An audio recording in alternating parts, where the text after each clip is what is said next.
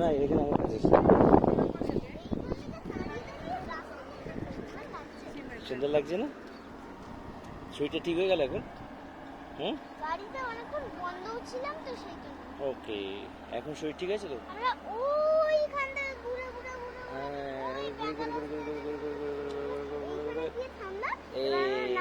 তারপরে এই ছাদে উঠলাম। ছাদে উঠলাম, আমরা সে ছাদে উঠলাম। বলো, বসে বসে নিশ্চয়ই নিশ্চয়ই নিশ্চয়ই।